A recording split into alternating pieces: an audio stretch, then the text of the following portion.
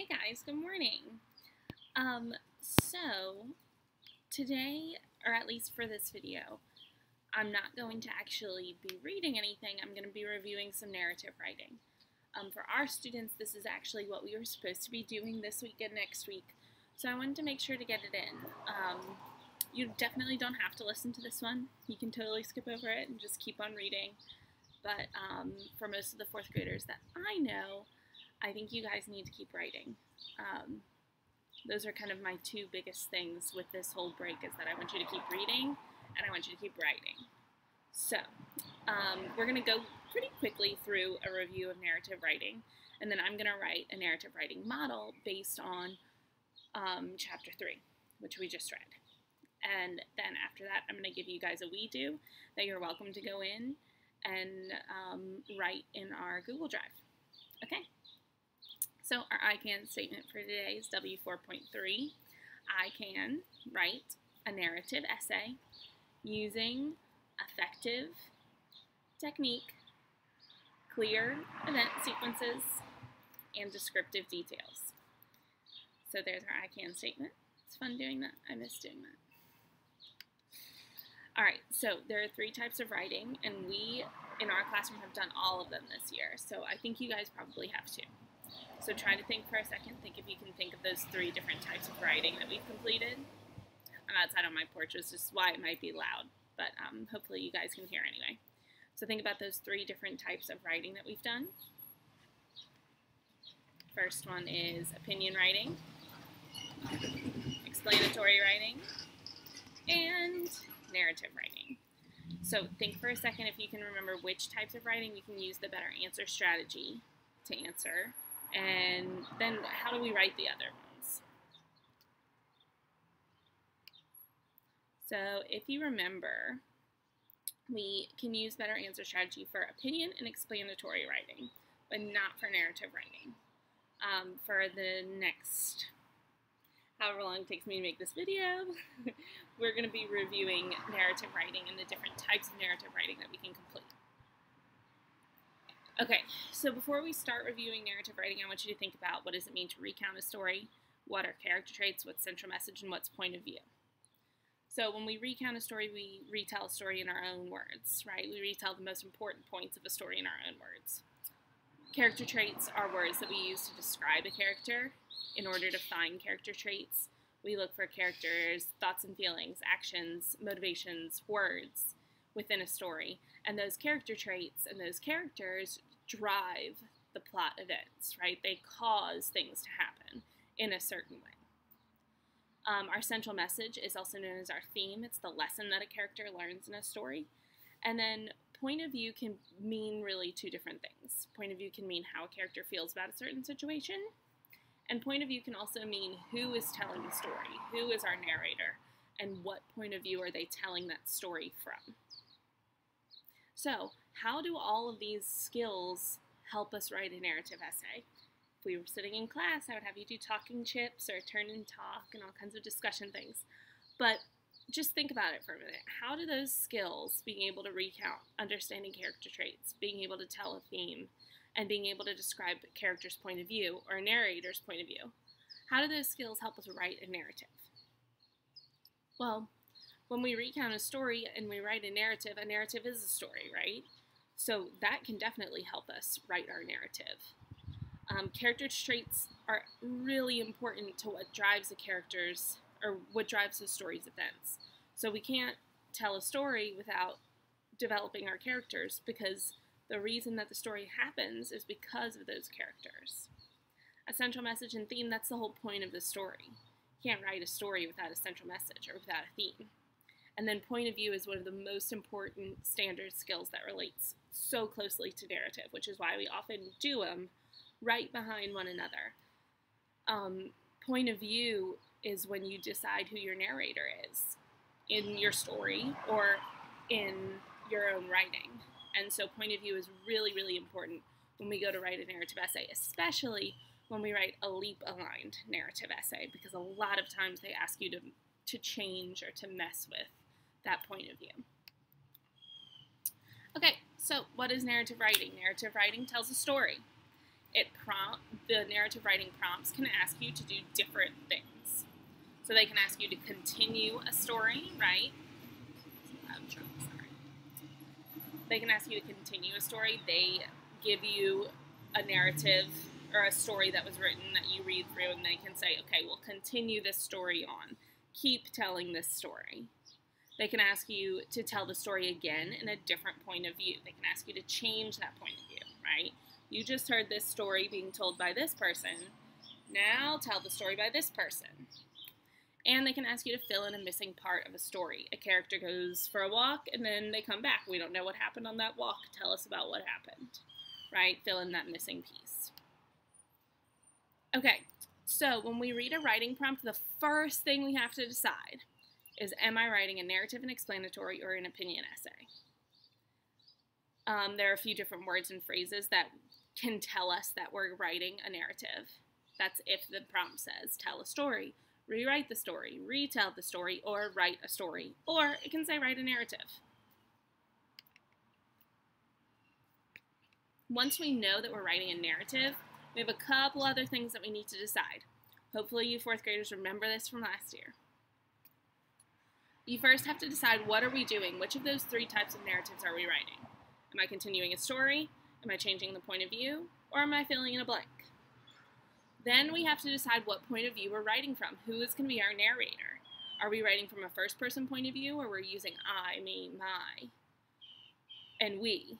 Or are we writing from a third-person point of view, where the narrator is not included in the story, they're kind of outside and watching, and they can use words like he and she and they use their names. And then lastly, we have to figure out how we're coming up with our story events. Are we going to make up our story events from our brain? Or are we using the events that were given to us in the story? Those typically match with a certain type of narrative prompt. Think about it. If I'm continuing a story, am I going to make up those events? Or am I going to use the same events in the story?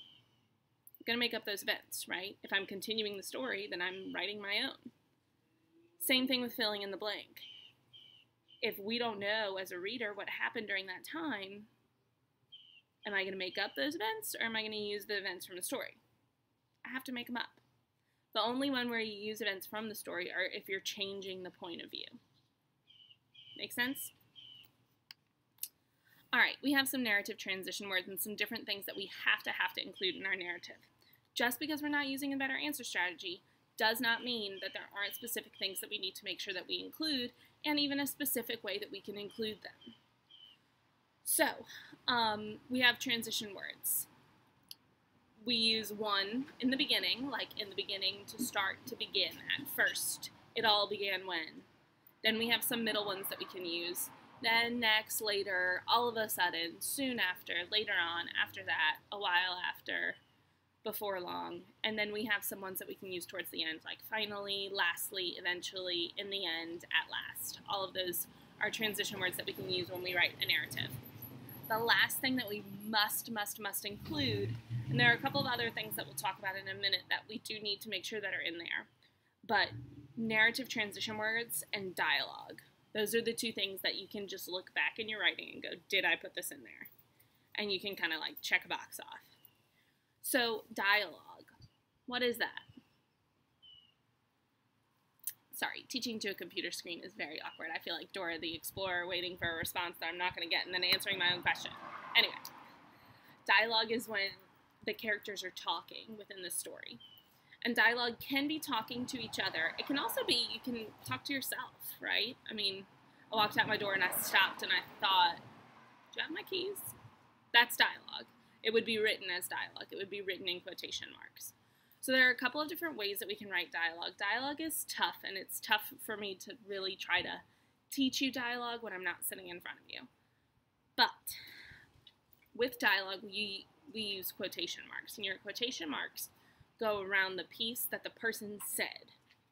You have to make sure that you tell who's saying it, and a good way to add on to that is to tell how they're saying it. So there's this little anchor chart here in the flip chart right over here that gives us a little piece of dialogue. So you can put a tag, which is telling who said it. You can put that tag at the end. I wonder what's in that box, Brooke remarked. You can put a tag at the beginning. Brooke commented, "I wonder what's in that box." Or you can even put a tag in the middle. "I don't know," Zach replied, "but I hope we find out soon." Right? Two kind of connected pieces of dialogue on either end. Now, the other important thing with dialogue, especially as you guys are at the end of 4th grade at this point, is that you don't want to say everybody said. You want to try to use different interesting words for the word said. She shouted, she screamed, she remarked, she whispered, different synonyms and different words that you can use for the word said, so that everything isn't just Brooke said this, Josh said this, Zach said this, then Zach said this. You know, we want to use some different words to make our writing interesting.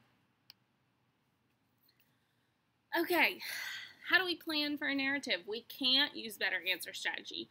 We can't sit and outline our nice little topic sentences for each paragraph and all of this stuff. So how do we plan for it? Well, this is kind of a little bit of a newish planning page that we came up with. And I think it's the most helpful thing. So we do need to have at least, I would say at least 3 paragraphs. The next truck, sorry. I would say that we need to have at least 3 paragraphs within our narrative. They don't have to be really long, but you have to make sure that you still have pieces. So you need an introduction, and that introduction includes at least 2 sentences of a hook and a summary sentence. Now, if we remember, my girls learned how to put a hook onto the beginning this year. And a hook, it's called a hook because you use a hook to catch a fish, right? So your hook, you're trying to catch your reader's attention. So when we put a hook onto the beginning of our writing, it's something interesting that makes a reader want to keep reading. My girls love to use what's called an onomatopoeia, which is a word that sounds like the sound it makes, like whoosh or boom or screech. They love to start their narratives like that, and I think that that's a great thing to hang on to because it's interesting, right? If you start reading a story and the first thing you read is screech, you're like, ooh, what screeched? So they really enjoy doing that. Another thing, you can start with a question, which is a little bit more difficult to finagle, but you can definitely start with a question like, have you ever wondered why grass is green? I mean, that's pretty interesting if you're really going to go into like maybe a mythological narrative about how the grass got its color or whatever. You can also start with an interesting piece of dialogue. But both of those are a little bit more difficult. You can also start with, if you can come up with a good beginning sentence that really hooks your reader's attention, you can totally start with that. All it needs to do is be interesting.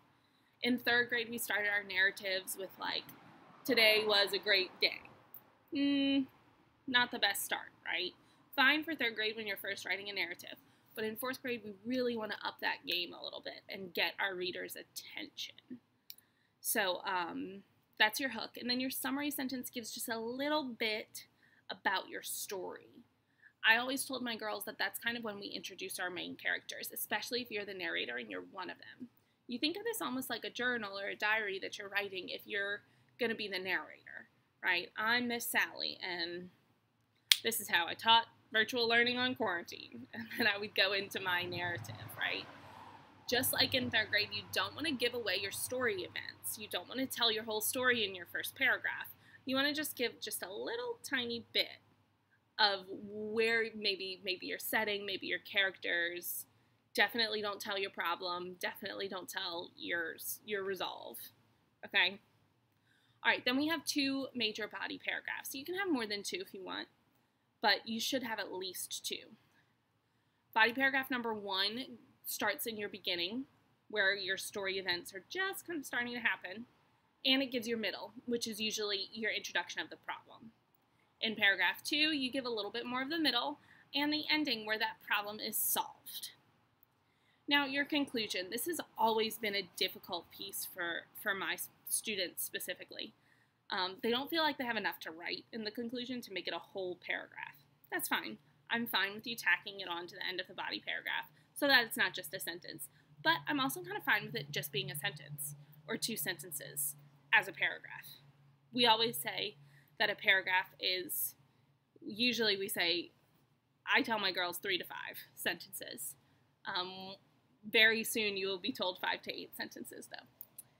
But I'm okay with the 2-sentence paragraph as long as it concludes your story and you're not just like writing for the sake of writing. But anyway, in your conclusion, and this is kind of new in 4th grade, you need to come up with a theme.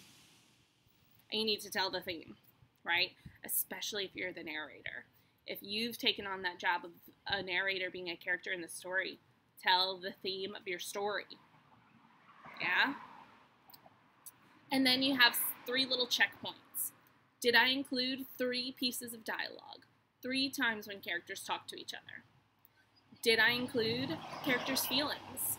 Especially if you have a narrator. Remember, we talked about that first-person narrator versus the third-person narrator.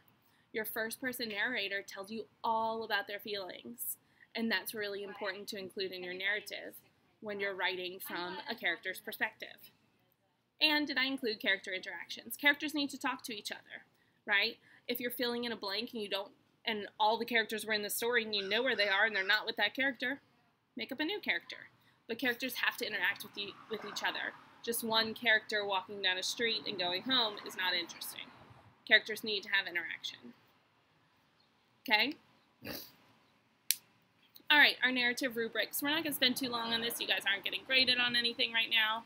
But just a glimpse. Up in this... Sorry, it got really loud. Up in this right-hand corner, we have the Hazel Park rubric that we use. We used it in 3rd grade. I altered it just a little bit for 4th grade because our writing's just a little bit bigger and a little bit more in depth. So we have an introduction that you get points for. That's that hook and that summary sentence. We have the sequence. Think about what sequence means again.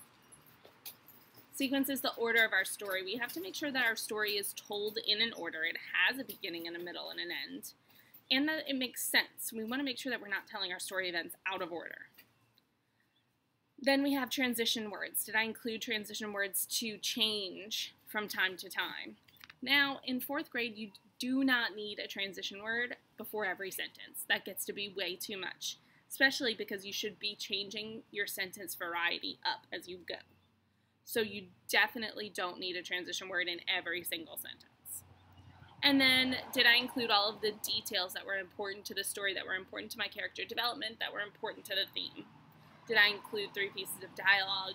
Do I have a conclusion that finishes up, that wraps up my story, that includes a theme in it? And then, of course, cups. Did I check my writing for capitalization, usage, punctuation, and spelling that I know of? So that's our Hazel Park rubric. Down here is our LEAP rubric, which I just like to show you guys. To me and to most of the teachers that I know, it's pretty vague. So we don't usually use it on tests because it's just vague and it doesn't really tell you what we're really looking for. But you get 3 points for written expression, which talks about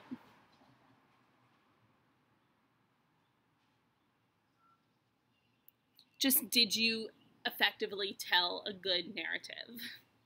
And then you get 3 points for knowledge and language conventions, which is your usage and your organization. Again, not my most favorite rubric, but it's something that you should know and just kind of be familiar with. All right, so that's it for our flip chart. What I'm going to do is go into your Google Drive, and I'm going to write a model of a narrative. I'm not going to do it on here because you guys don't need to watch me write a model, but it will be in our Google Drive, and I'm going to show you right now from the classroom how to get into that Google Drive. All right. Here we go.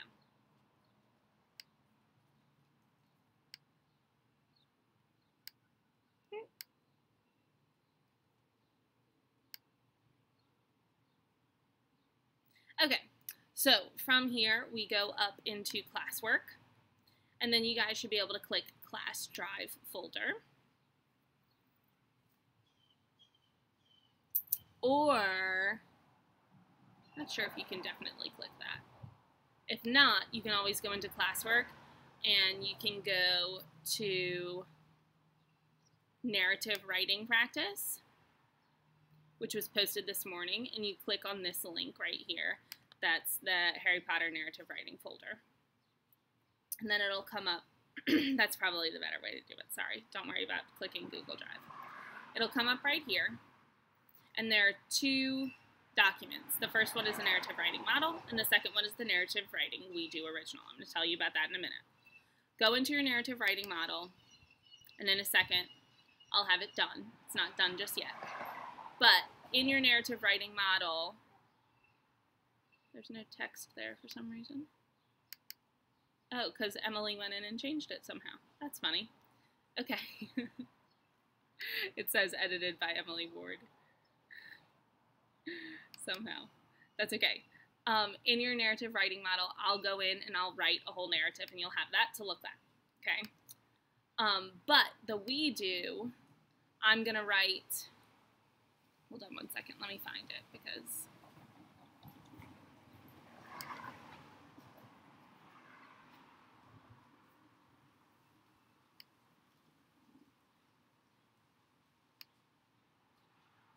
Here we go.